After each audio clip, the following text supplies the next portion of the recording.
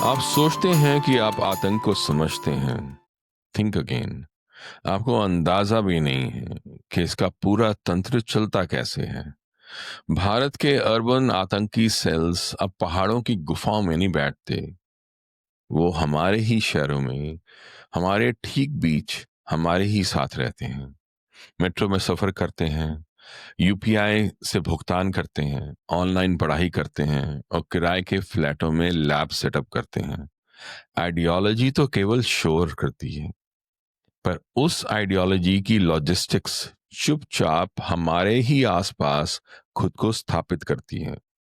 आज के ये आतंकी मॉड्यूल्स इंडिया के हर उस इंफ्रा पाइपलाइंस का प्रयोग करते हैं जो हमने भारत के विकास के लिए बनाई है। टेलीकॉम नेटवर्क्स, बैंकिंग रेल्स जैसे UPI, digital identity systems, coaching hubs, small businesses, NGOs, kirana stores, cyber cafes, एक ही शहर में दो समानांतर दुनियाएं चलती हैं, एक लोकतंत्र की और दूसरी सबवर्जन की। वही रास्ते, वही नेटवर्क्स, दिशाएं एकदम अलग अलग, जैसे एक पूरी शैडो सिटी चल रही है।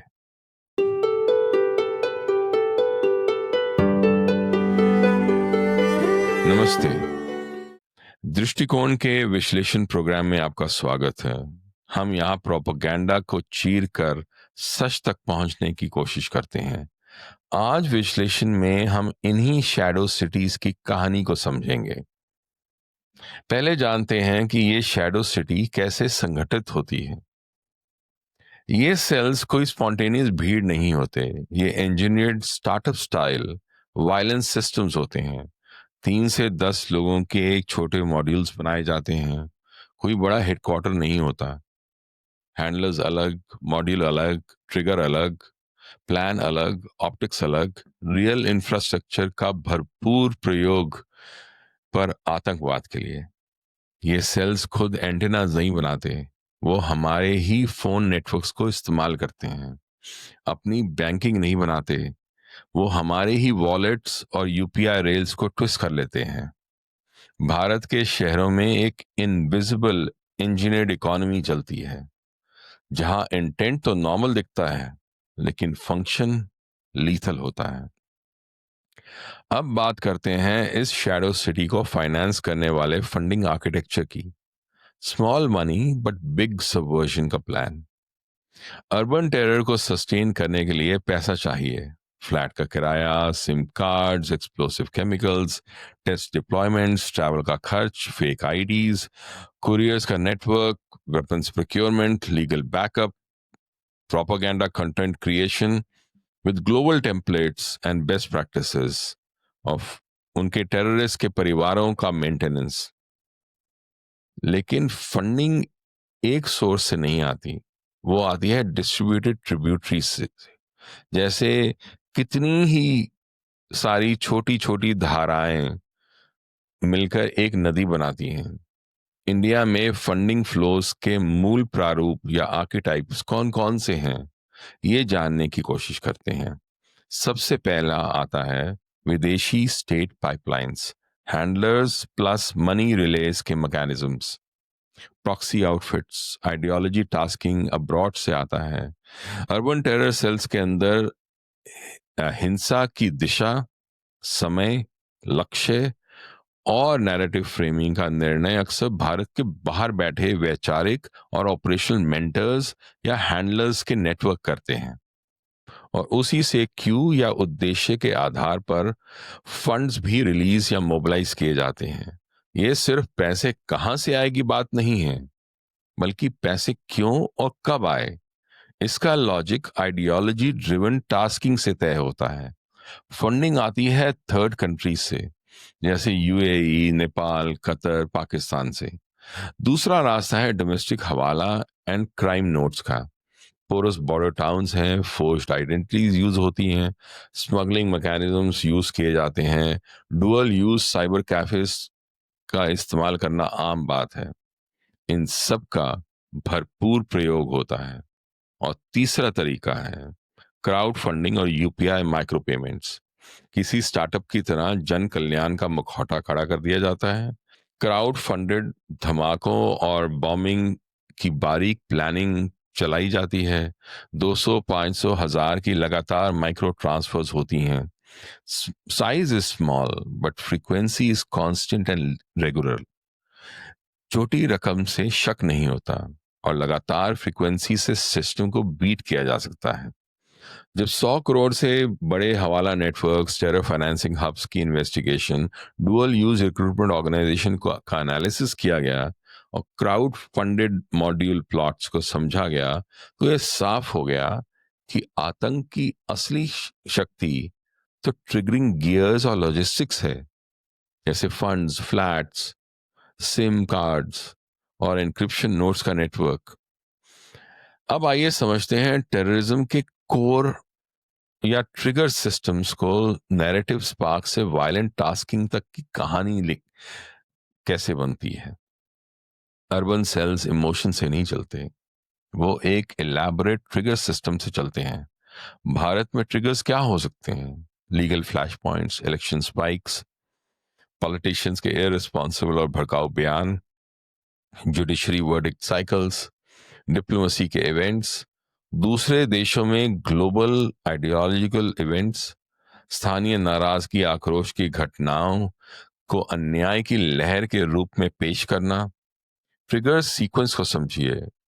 पहले नैरेटिव आता है, फिर रिकॉनेसेंस होता है by terror cells, feasibility test, फिर स्ट्राइक आती है जब वो एक्चुअली आतंकी हमला करते हैं, और उसके बाद आता है ऑप्टिक्स की एम्प्लीफिकेशन। जैसे सूखी घास मानो एक चिंगारी की प्रतीक्षा कर रही हो, टेरर सेल्स भी नैरेटिव स्पार्क या चिंगारी की प्रतीक्षा करते हैं और उससे जुड़े बाहर से आने वाले क्यू का। अब आते हैं रिक्रूटमेंट पाइपलाइन पर। लोकल टैलेंट, टेक ट्रेनिंग और साइलेंट इंडोक्ट्रिनेशन।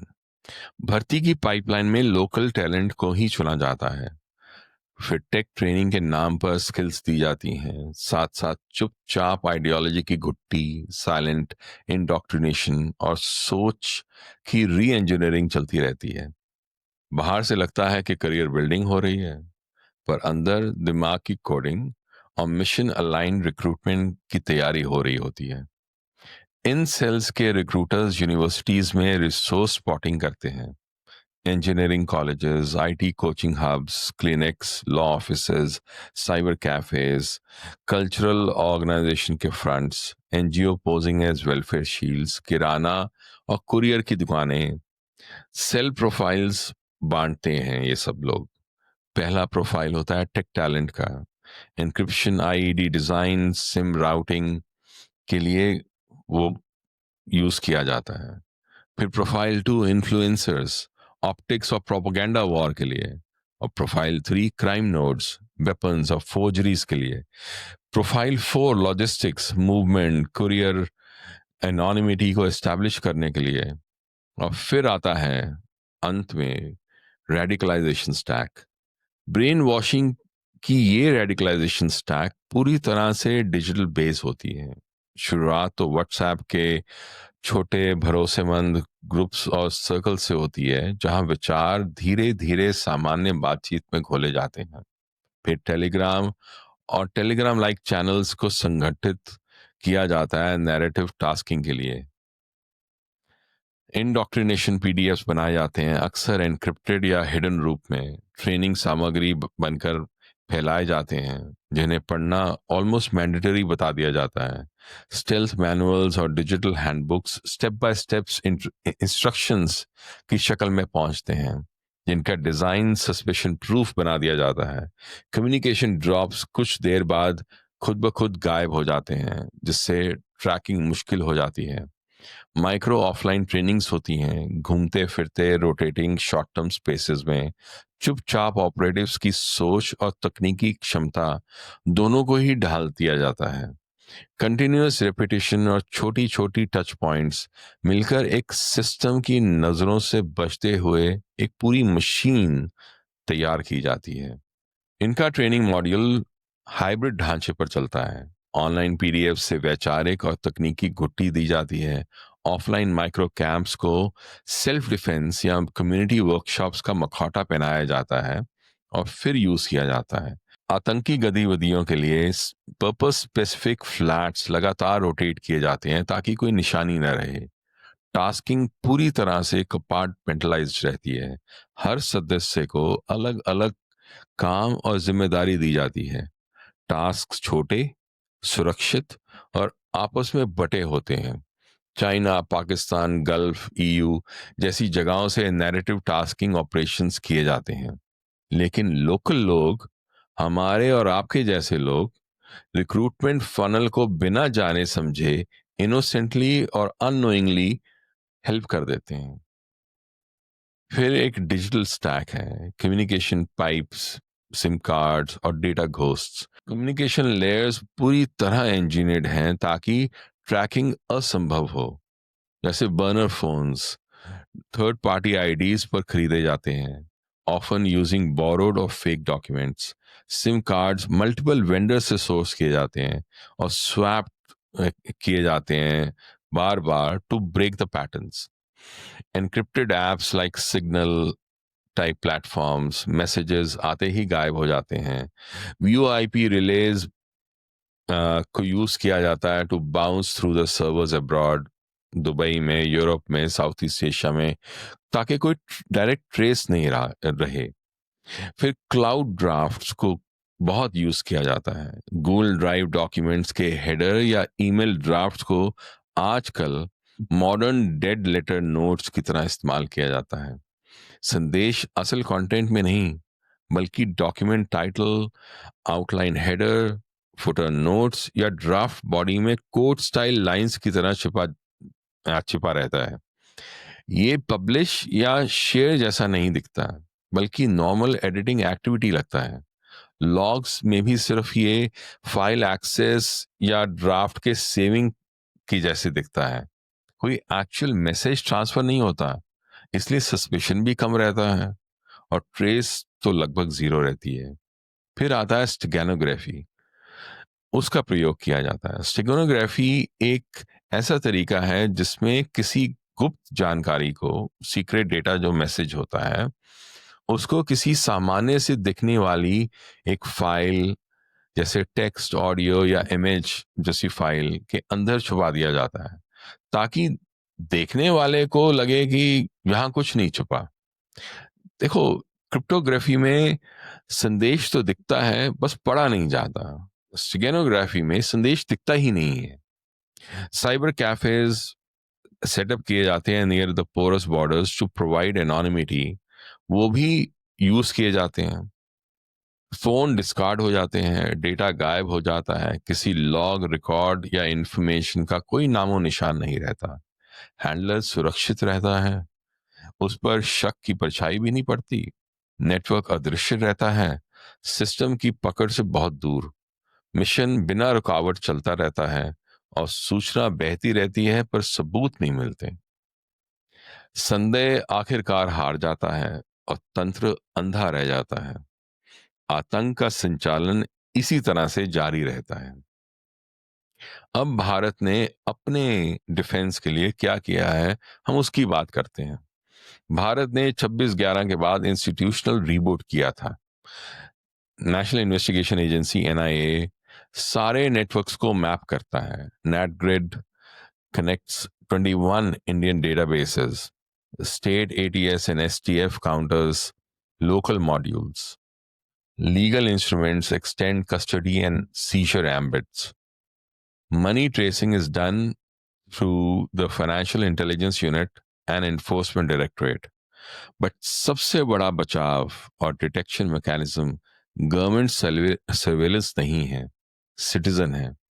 लैंडलॉर्ड का वो छोटा सा अलर्ट, लोकल पुलिस की इंस्टिंक्ट है, एक हाउसिंग कम्युनिटी में रहने वाले लोगों की इंट्यूशन है।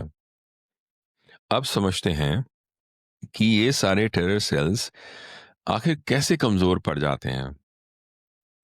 ये फिनेटिक और कट्टर सेल्स जो होते हैं, जितने स्टेल्थ होते हैं, फ्लॉज उतने ही उनके फेटल होते हैं। बहुत ज्यादा रोटेशन से कोऑर्डिनेशन फ्रिक्शन बढ़ता है। रोल्स बदलते बदलते कम्युनिकेशन पाइप्स कई बार उनकी जैम हो जाती हैं।